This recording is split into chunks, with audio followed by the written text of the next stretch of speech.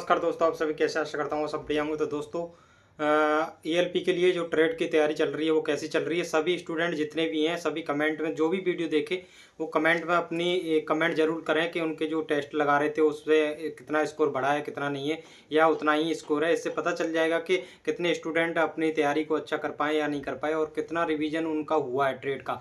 और देखो, मैं सभी को बताऊं, सभी सब्जेक्ट का अब 2 दिन के अंदर कितनी तेजी से रिवीजन कैसे कर सकते हैं आप। देखो, मैथ और रीजनिंग के अंदर कुछ भी मत पढ़ना। मैथ के अंदर सिर्फ एलजेब्रा के फॉर्मूले हैं, ट्रिग्नोमेट्री के हैं, और टाइम एंड स्पीड, जितने भी अर्थमेटिक और एडवांस के जितने भी फॉर्मूले, बस उनका ही रिवीजन करना।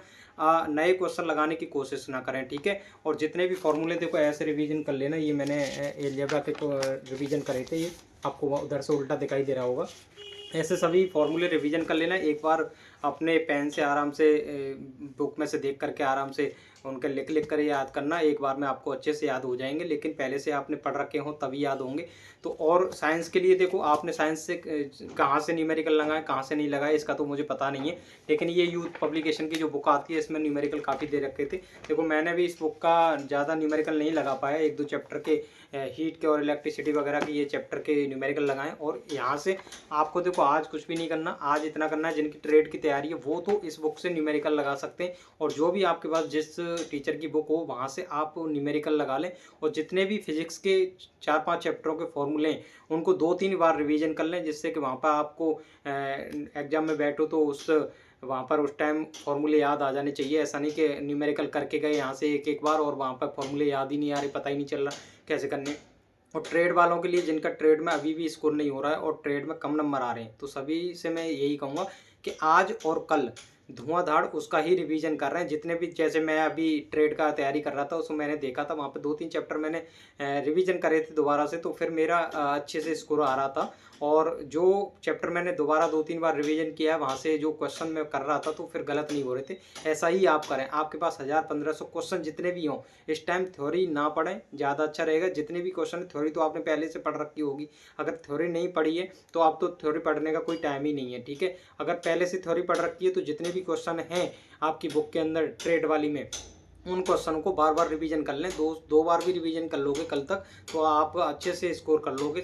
30+30 35+ आराम से कर लोगे। ये स्टूडेंट कमेंट में भी रिप्लाई कर रहे थे और बता रहे थे कि हमने जो बार बार रिवीजन किया है, 2-3 बार रिवीजन कर लिया है, तो अब क्वेश्चन हमारे गलत नहीं हो रहे। 35 से 40 तक स्कोर कर रहे हैं हम ट्रेड में। और ऐसे ही सभी स्टूडेंट करेंगे, आप भी ऐसा ही करें। और 10 घंटे की मैराथन लेने से अच्छा है कि आप 10 घंटे में अपने जो क्वेश्चन है, 1000 से 1500 क्वेश्चन, दो कम से कम 10-12 चैप्टर के, उनको 2 से 3 बार रिवीजन कर लो। वो स्पीड में रिवीजन कर लोगे आराम से। ऐसा नहीं कि 10 घंटे की क्लास में आपको 300 से 400 क्वेश्चन नहीं कराएगा कोई भी टीचर।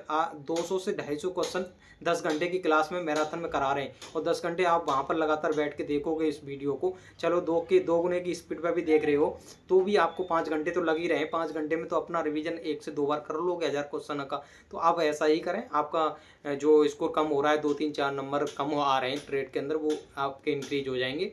और आज ही ऐसा कर लेना। देखो, ट्रेड में और आज और सब्जेक्ट में आज क्या करना, मैथ और रीजनिंग के जितने भी फॉर्मूले हैं और बेसिक साइंस के जितने भी फॉर्मूले हैं, इंजीनियरिंग ड्राइंग में जो जो आपको रिवीजन करना है आज उसका रिवीजन कर लेना। और कल के लिए मैं यही कहूँगा सभी स्टूडेंट से कि ट्रेड का ही रिवीजन करें, ट्रेड के अलावा कुछ भी ना पढ़ें। आज जितना भी फॉर्मूला है सब खत्म कर देना अदर सब्जेक्ट के, कल पूरा दिन ट्रेड पढ़ना। और परसों जिसके पास टाइम है, जिसका 20 तारीख का एग्जाम है, उनको तो 19 तारीख का भी दिन मिल जाएगा, तो उनकी और अच्छे से तैयारी हो जाएगी ट्रेड की।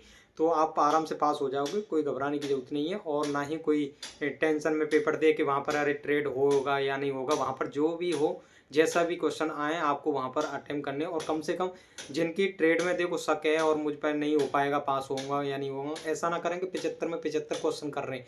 वो सिर्फ 50 या 55 क्वेश्चन ही करें।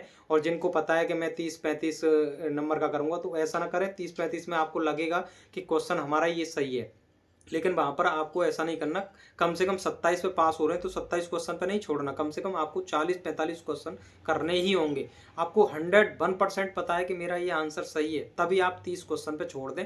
तो ठीक है। अगर आपने सोचा कि मेरा ये क्वेश्चन सही है, आपको तो लगेगा वहाँ पर हर एक किसी स्टूडेंट को जीएस में और इसमें ट्रेड वगैरह में ऑब्जेक्टिव क्वेश्चन में लगता ही है कि मेरे 50-50 में 2 ऑप्शन होते हैं, तो उनको लगता है कि ये मेरा 100% सही है। तो ट्रेड में ये गलती ना करें कि 27 क्वेश्चन ही करके आ रहे हैं और आपका पता चला कि हुआ ही नहीं सिलेक्शन, तो ये दिक्कत हो सकती है।